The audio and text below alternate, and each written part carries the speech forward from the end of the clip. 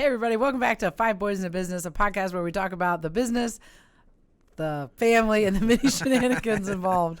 You can catch us most Mondays somewhere around, gosh, now it's moved to 12:15, 11:15 to 12, somewhere in there usually. Eastern Standard. Yes. Eastern Standard Time. And don't forget to check out the merch store at asvcmerch.com, where we have warm gear now for winter. Which is officially here in is Central here. Indiana. Yes, and before we get started, I guess I should say, I'm Emily King. I'm Richie King. And so we got Harrison King behind the scenes over there, production. And before we get started, we have to make a shout out to everybody in England that is listening. All you England people, I can't tell you how excited I am about this. Mostly because if anybody knows Leanne Hainsby, you need to reach out to her and tell her to be on the podcast, okay? Because I have been trying to get Leanne Hainsby on the podcast. She is my Peloton instructor. She is the person who says music is magic. She is the person who says yes to you when I'm on that Peloton ready to die. She's like, yes to you. And so I need Leanne Hainsby on the podcast. If you are in England, if you know Leanne Hainsby, if you are part of the hashtag London crew on Peloton with Leanne Hainsby, please, for the love of God. Or maybe she's actually listening. She could actually be listening. She might be. I kind of doubt it, but go ahead. Okay, I'm still going to think that she's listening. Okay. So if you are in London or anywhere else in England, Richie, what are some of the places? Top three places: Blackheath, Manchester, Islington. I'm sure I just mispronounced that. So just like people overseas will say about Indiana, you must know everyone in Indiana. So I'm saying everyone in England, you must know everybody in England, right? So if you know Leanne Hainsby or any way of messaging her, or if you are actually Leanne Hainsby listening, then reach out to us on Facebook. There you go. Send us a message, all you England people over there. English people. Yeah, I mean, across the pond. And I also bet it's Pudding, who is Calvin's friend. Yeah, Pudding is Calvin's Fortnite friend in England. From England. I think he lives in London, doesn't he? I think he might. Yeah. So Pudding, if it's you or if it's your mother or anyone else you know in your family, send us a message on Facebook. We want to connect. We want to have you on the podcast. Bring it. When we were leaving the other day, Calvin was in the car and he said, "Can I see?" And he got on my phone, I think, or something. I think he messaged my TikTok. Right. And he said, "Pudding, would you like to be on a podcast in America?" Love Calvin.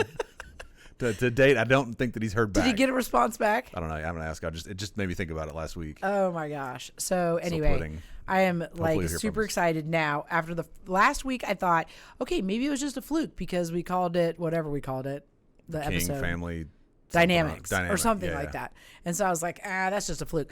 Then this week we had actual downloads in England. I was like, it's Leanne Hainsby.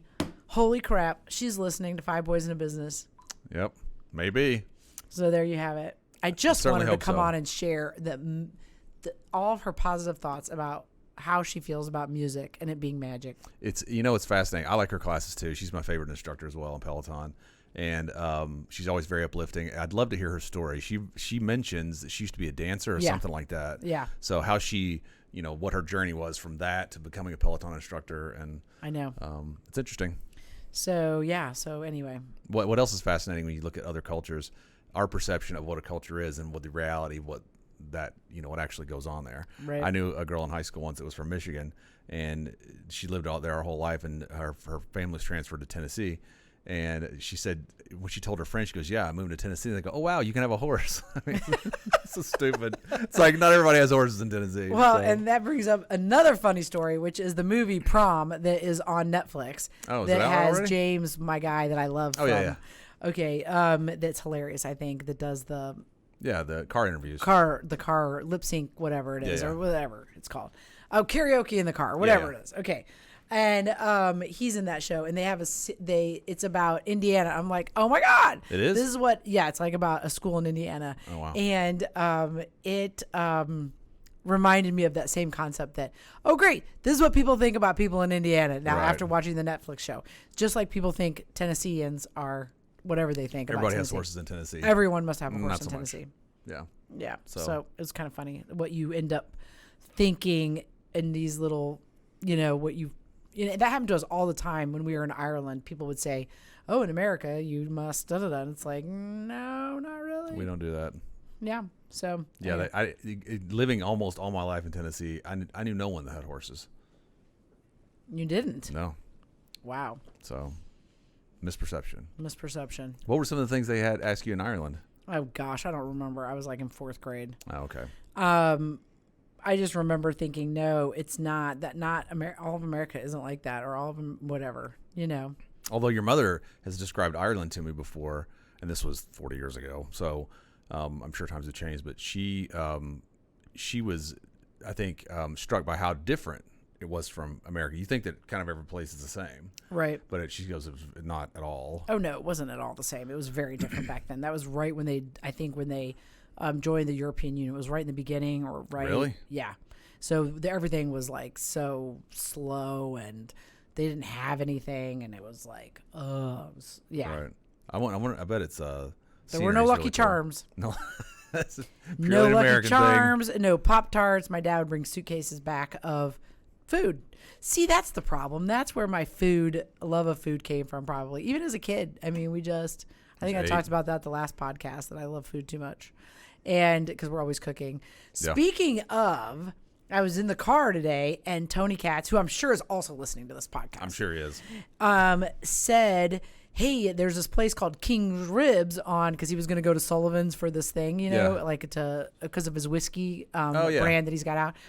And he said, you got to go buy King's Ribs because, in Indianapolis, they have this No Meat Monday thing where he always makes fun of, Meatless Mondays. What is that? It's like where the city council members of Indianapolis have said to promote, like, Meatless Mondays, basically don't eat meat on Mondays. And so he's like, oh, great. That's great for all the businesses out there. So what he does is he promotes meat places on Mondays. One of the places was King's Ribs. And so he was saying, hey, their menu. And he was going through their menu. And he's like, you know what? He goes, they have sweet potato pie and they have just pie. And I wonder what just pie is. And I was like, oh, they need Richie King to explain what just pie is. So, Richard, would you like to explain? Pie, is it chess pie? Yes. Chess pie. Just pie. It's just pie. Yeah. And explain to them where that name came from. And because I know Tony Katz is listening. So could you please explain to him where chess pie. I grew up in the South. So chess pie was it's a take on just. Right. So you would say, people say it's chess pie, so that's what it would sound like. So you'd say chess pie. And what it is I forget the exact ingredients, but they're kind of not leftovers, but very basic ingredients to put together a pie. And it's sweet and it's creamy, but it's not like you have to go get pecans or apples it's something you can throw together that's not seasonal. Right. And you can and people go, oh, this is great. What is it? And you go, oh, it's just pie. Just pie. So that's what. Just pie. I had an English teacher in high school once, and she said, it's so funny to hear how regional things are pronounced. She says Chester drawers. How many people had their grandmother say Chester drawers? I go, not my grandma, but go ahead. Instead of chest of drawers, they say Chester drawers. Although my grandma would say things like, instead of rinse, she would say wrench. Rent it. And then my cousin or my uncle would say, instead of ruin, he'd call it rent. Those things about Tennessee are true. Oh, they're very true. Okay, so anyway, I thought that was hilarious that he was talking about chess pie. Just pie. Yeah, kind of backstory. I personally have gotten into pie making recently, so we make a pie about every week. Right. And Harrison's favorite is apple pie, and the particular pie dough recipe that I make makes two pie skins, so you can either have a single open pie or a double baked pie. So we started making basically sometimes two pies. Yeah. This week we made two quiches and then one pie for Harrison. Yep. And they worked out really well. And I'm still working out the kinks on the recipe, even though I'm following it to the letter.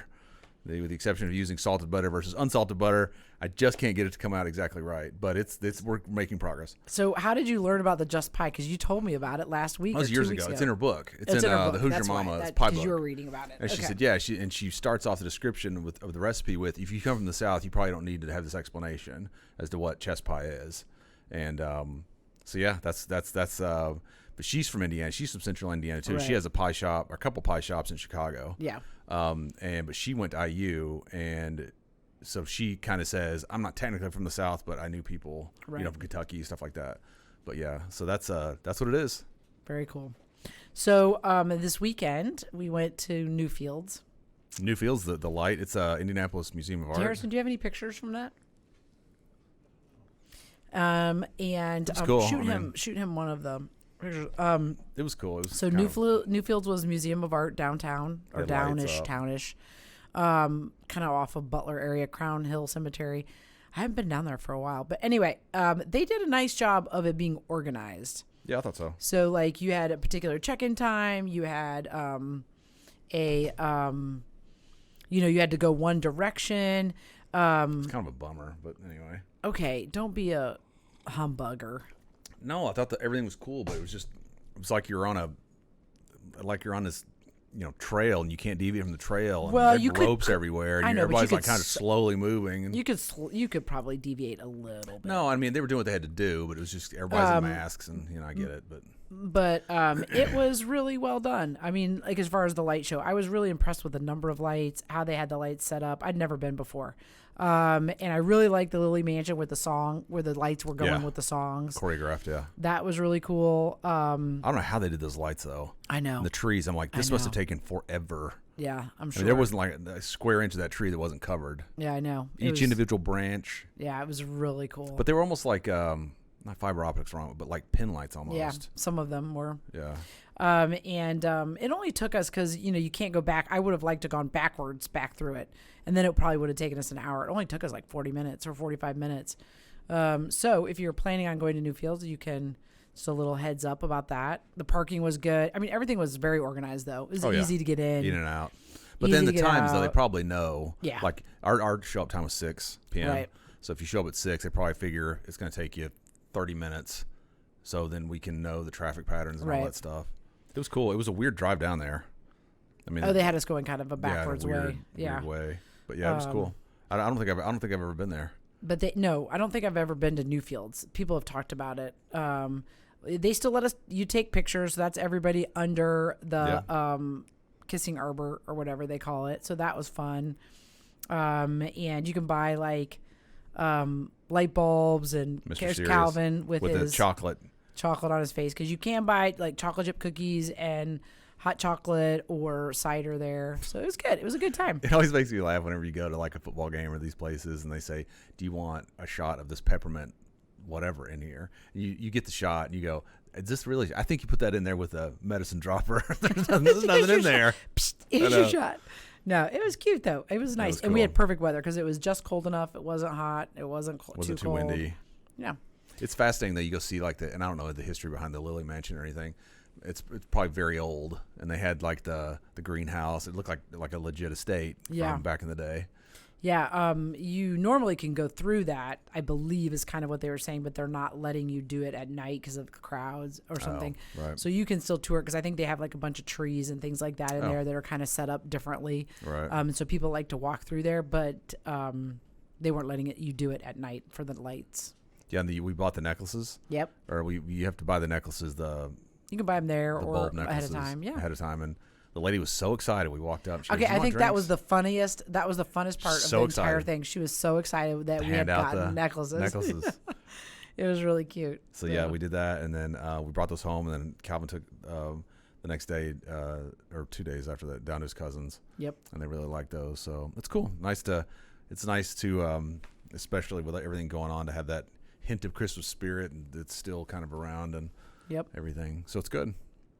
Good times. It was a fun weekend.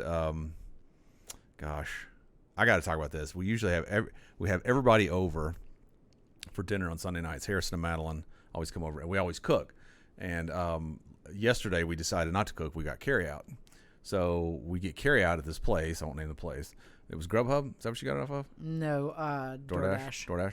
Anyway, and it's hysterical because our fourth boy Johnny had a complete meltdown when it came to, because we didn't get him what he wanted. No, I did get what he wanted. They just didn't give it. No. Me. They didn't give us. They didn't give us what he wanted, and it was hysterical to see him have a meltdown. And then Emily said, "He's gonna be back down here in 30 minutes. He's gonna apologize," and he sure did. All the boys fall that same thing. Yeah, especially that age, that 14 or so age group. Yeah. I just can't believe. I can't believe shrimp instead of steak. It's like, oh my god. Clearly, you've never been hungry. Yeah. So. Yep. And then our Calvin story for the week, he was actually taking those. He was on his bike and he was taking those necklaces down to his cousins, and he wanted gloves because it was cold yesterday. Yes. And we gave him these gloves, these old. God, they're from Harrison. I think. I don't know. They're so just old. Ancient. Yeah. And on one of the thumbs, when you take old wet gloves off, sometimes you'll pull the lining out of the fingers. And I noticed it the other day, and I tried to fix it, but my hands are too big. So Emily says, okay, let me see if I can fix it. So she puts her thumb up there, and she got it. I think she sort of was working it back to where it needed to be. And she goes, okay, try that. So Calvin puts it on. He holds up his thumb, and he goes, let's see if it works. Ding, ding. Didn't work. And we were like, this is so funny. He's so cute. Gosh. And so we promptly took those off and gave him some cloth gloves and threw those in the garbage. They had seen better days. I'd held on to them long enough. Gloves are not long for this world in our house for whatever reason. And when I buy myself a pair of good winter gloves, they go upstairs in my drawer where no one can find them. Yep. Because the kids will take them. At some point. They will take them when I need them and I have to shovel the driveway or something. And I'm like, where are my good gloves?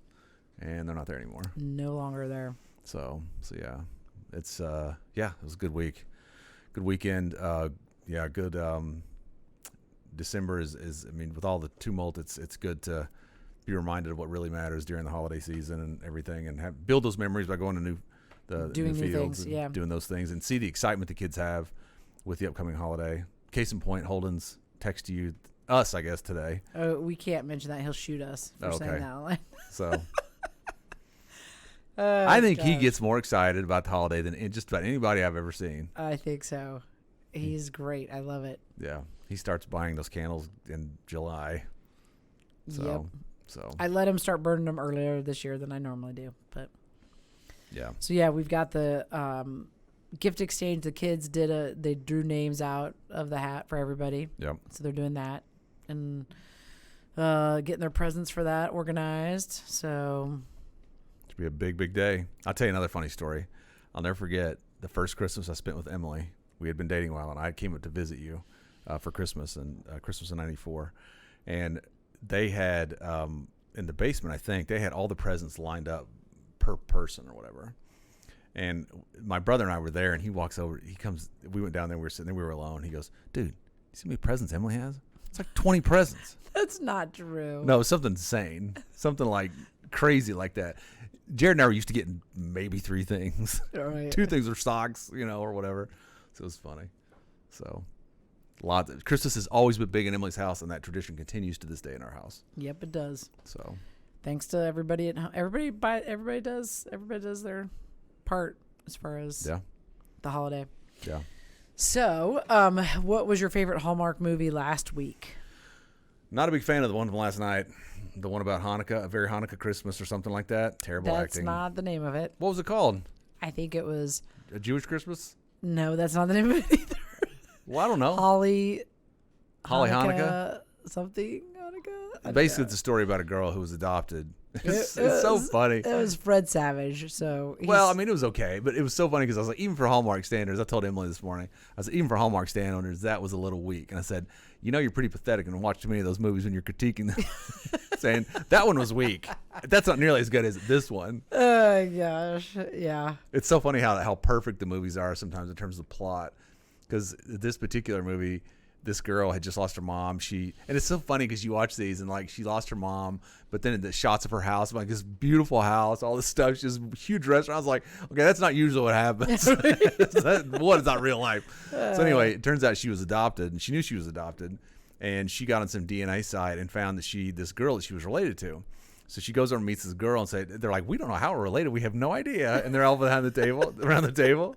And then the mother comes in and sits down and she goes, oh, Sally, whatever her name was. And she says, oh, when were you born? And she said, and then all of a sudden it's a close up of the mom.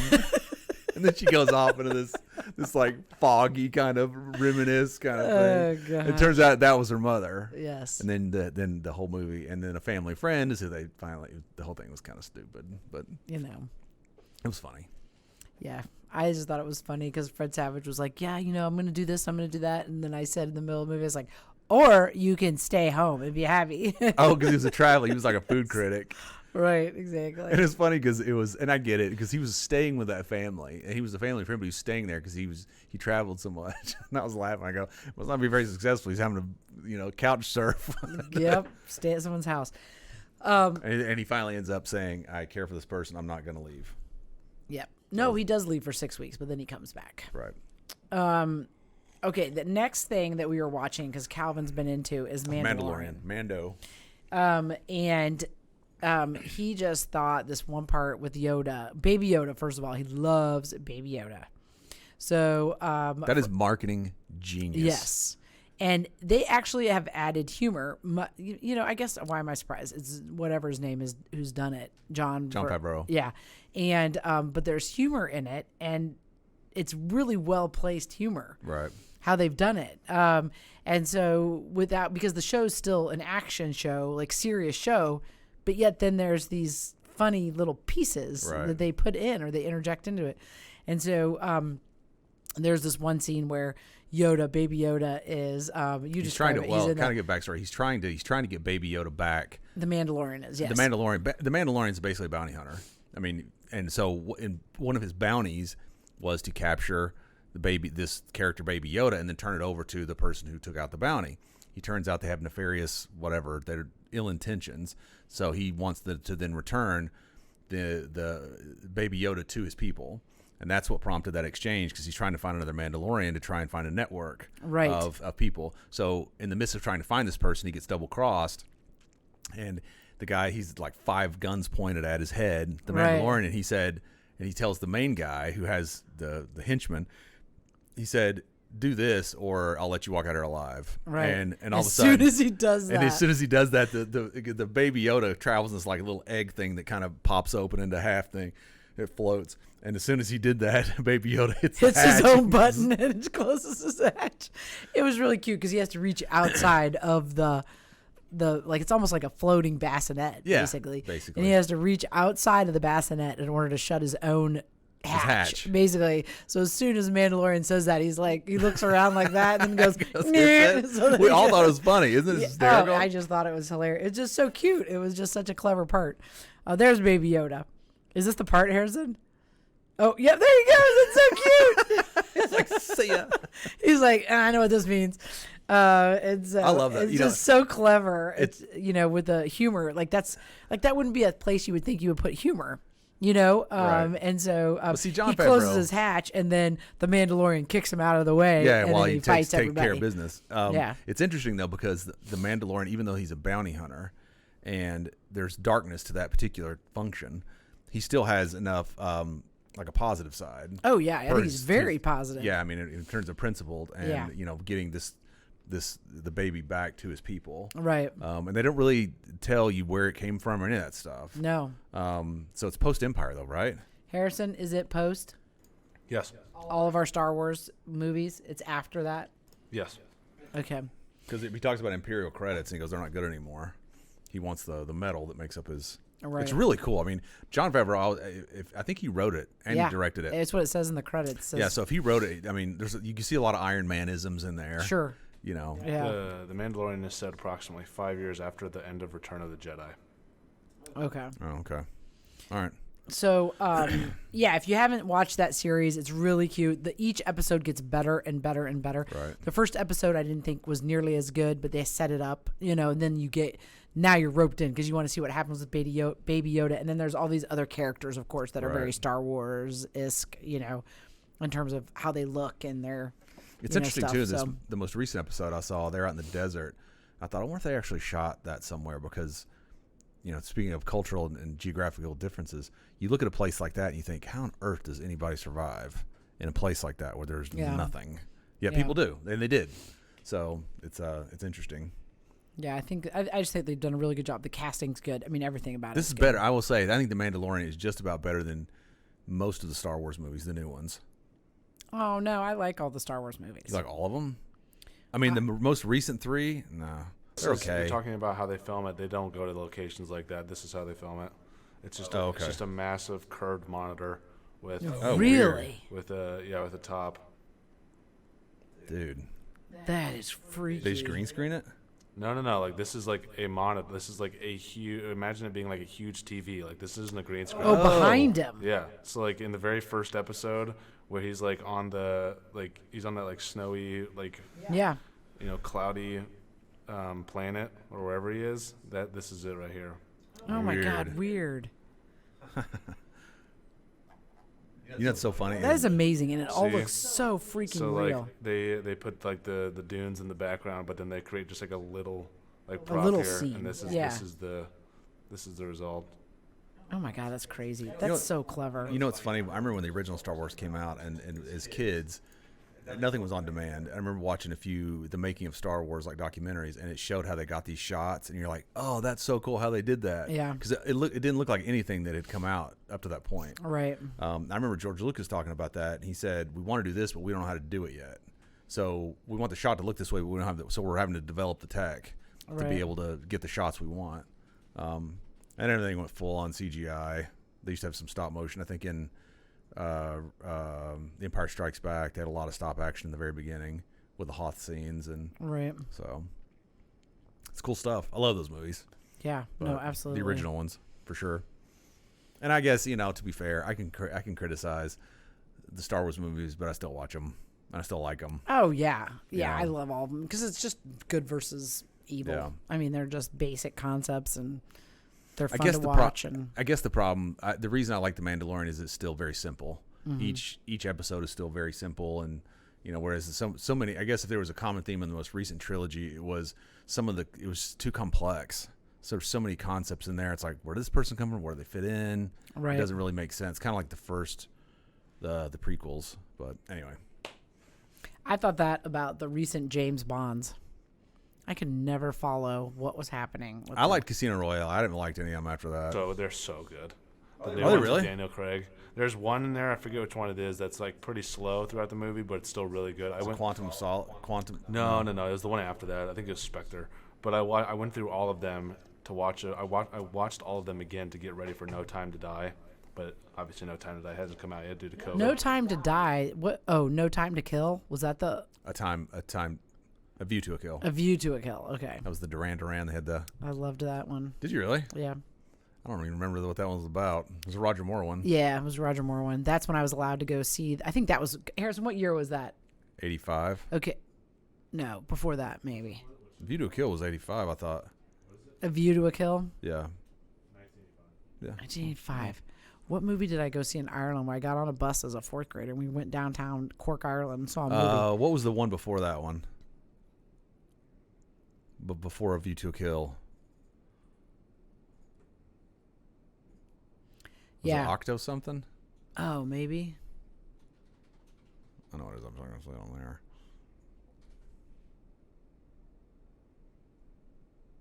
Was it still Roger Moore? Yeah. That might have been what we went downtown to see. I don't know. We went downtown on a bus as fourth graders. Was it in 82? Ireland, in Cork, Ireland. It says that Never Say Never Again is the one that became before that one. And no, that was Sean Connery. That was a Sean Connery one. And then the one before that one is probably the one. Yeah, the one I'm not going to say. So what year were those movies? Never Say Never was probably 83. Yeah, in the 80s. Yeah, Never Say Never Again is the 1983. That was a Sean Connery movie. He made a return. Never Say Never Again. I'll have to ask Missy. And Kim Basinger was in it. I have to ask Missy which one it was. I swear that's what we went down and saw. I think Daniel Craig's still my favorite James Bond, though. Maybe it's modern. Yeah, maybe. So for so long, the Roger Moore ones were still okay, but then you had like the Pierce Brosnan ones. No, not good. And you had this other good, and then they got just stupid. Like they're too campy and just dumb. I mean, not that the Daniel Craig ones aren't. Well, campy, I'm hoping that now that what did you say that the movie company AMC they're bankrupt, right? Next month they will. As of next month, they're done. Well, they said what happened was they said that they have run out of liquidity. They can't. And I think it comes down to mostly paying rent. Right. I mean, they don't have enough money to pay to continue operations. So now maybe some of the movies will be launched, like Wonder Woman's going to be launched. I think, and Harrison may have an opinion about this, I think you get these big pipelines like that that go away, the Regals, the AMCs. If that happens, everything's going to be on demand. And they're trying to move to that model. I really want to see Top Gun. Well, and someone said the other day, they said this is kind of the end of the blockbuster because you can't justify spending $300 million on a movie if it's streaming. Right. How do you do? I mean, because, in my personal opinion is even though some of these things might be going away, something's going to fill the void. I mean, it may be that you don't need as many theaters, you don't need as many seats anymore, but somebody's going to. I think you'll still have movies. Right. You'll still be able to go see them, and that kind of. But maybe you won't have 20 plexes. You'll have 3 plexes or something. That's what I think. I don't think they're going to totally go away. Right. Any more than brick and mortar's totally gone away, or, Yeah. or the specialty places like the Flicks brew houses and those kinds of things. Right. So anyway, we'll see. I didn't run to the movies much anymore. Maybe once a year. If something really came out. Yeah, if there was something you really wanted to see in I was theater. in the theater. Yeah. But the theater experience, though, was kind of, I was listening to a podcast last night, an exec from Samsung, and she was talking about how as that goes away, the entertainment companies, the equipment manufacturers have stepped up. As we're going to give you a better screen, to give you a better experience that will mimic that. Right. You'll go and you can do it in the comfort of your own home. Why go sit in a stinky theater, and Right. especially, I will say, the theaters last year, Emily and I went to see 1917, and when they started pre-assigning the seats, I'm like, I'm done. I'm not doing this anymore. Yeah. When they sell the individual seats, Right. I'm like, I can't, it's dumb. It's like first come, first serve, man. That's what it needs to be. Yeah. Get your ticket and get in there and get a seat. Yep. I agree. Don't you think? Yep. I forgot about that. Yeah. Because I could watch that movie just as easily and get In your own pretty much the house. same Yeah. experience for that particular movie and our experience with what we had there as I could have at home. Oh yeah, for sure. Much I agree. better at home. Yeah. So I forgot about that. don't you remember? We had Yeah. to keep moving. I'm like, dude, come Yeah, on. especially in today's world where everybody's going to be freaked out now about germs in general. No one's going to want to sit next to one another. Yeah, No one's going to want to. I mean, that's who the knows how long counter-argument. that's going to take? That's the to go counter away. argument to you'll have those things exist. It may be the AMC's Regals, they all go away, and you Right. maybe have bit players and everything just goes straight to streaming. I don't know. Yeah, it'll be interesting to see. I hope that some of the movies that they were going to come out with were going to be good ones, or at least ones. Oh, they're going to get released. I don't think they're not going to not be released. Yeah. I mean, they have to make something on it. They can't shelve it completely. Right. So, and I do think what you might see is a decentralization of the entire entertainment industry. You don't have to be in Hollywood to do this. You don't have to. Well, be there's here. so many now. You look at like Netflix and even Hulu, even Amazon Prime, and you have these major actors and actresses doing those projects. Like Kurt Russell, we loved Christmas Chronicles, and he was Right. awesome in Christmas Chronicles. And it's like they did that. That was a Netflix movie. Yeah. So I think you'll just see more and more of that. And that was a good movie, especially now with the like Harrison saying, well, you can make this movie like they're making Mandalorian in a one set. Right. I mean, so with the technology, and maybe it just makes it easier to make the movies. I don't know. Well, I think It'll be interesting to see. to your point, though, I think that one of the biggest trends, kind of a mega trend, is this has been happening for a long time. This kind of accelerated it. It's consuming that content on your time. I'm much more likely to watch Christmas Chronicles and Christmas Chronicles 2 if I can watch it at home. Oh yeah, then versus having to go to the movie take your theater. kid. I go, what time are they doing? Okay. Yeah, and then your Fight the kid not crowd. listening or leaving or wanting to leave or go to the bathroom 15 times or whatever it might be. Yeah, for and sure. I think that's where Or multiple kids. When you have multiple kids, like Courtney's family, where right. you don't want to take the 2-year-old, but you don't really want to get a babysitter for the 2. I mean, like It's going to cost you $100 to go anyway. Right. Or I can say I'm going to pay $20 a month to watch all this content. Right. And I think that's where people, and I think that's a mega. I think that has other applications though, not just there. It's consuming things, interactions in general. Oh yeah, across I the do board. things on I find somebody said years ago, they're like, "Do you ever get annoyed when people call you?" And the other day, I found myself I forget who it was. I was like, "Just text me, man. I don't want to talk. Just text Right. me. Then I can answer you when I want to answer you." Right. Instead of having to have this conversation, I can put everything down. Right. And I thought, and he was saying he goes, that's just a further acceleration of that. I interact when I want to interact on my terms, instead Right. of being held captive to the medium. So, Yeah. anyway, Very cool. This is cool stuff to come, I'm sure. yeah, lots of neat things, and I think the people that are poised to take advantage of that, exploit's probably too strong a word, but to position themselves such that they can remain competitive in spite of that. I think that's where the Netflixes and the Hulus. I mean, they're only gonna get bigger. Right. Amazon Primes, as bandwidth gets better and better, you'll never. I mean, I think Harrison may have an opinion on this. I don't even think you'll have TV like we have it now. It's all Yeah. going to be on demand. No, I know. You'll get something and go, I want to watch the game. Okay, great. Let's watch the game. Pull it up. All right. It's not like, oh, we'll have to wait. This only comes on in this now. No. So Disney's actually they've had all those layoffs, not just at the parks, but the executive suites. They're having a tough time right now. Very tough time. Well, it's because, So, with COVID and everything. All right. Well, That's it. that's all we got. Is that all you got? You got anything else now? No, we probably should wrap it up. Yeah, it's almost one. Everybody, thanks again for listening. We really appreciate everybody listening, all the downloads. Anything that you want to shoot our way or have us talk about, or if you'd like to participate in a podcast, don't hesitate to reach out. Leanne Hainsby. Thanks for that plug for Leanne Hainsby. Music is magic, everybody. Don't forget, it can change your entire day, as she would So say. he's blowing her up on Instagram. So, everybody, we'll see you guys next Monday. Yep. Sometime around 11 or so. And stay safe in the meantime. I'm Emily King. I'm Richie King. And we'll see you next time. We're out.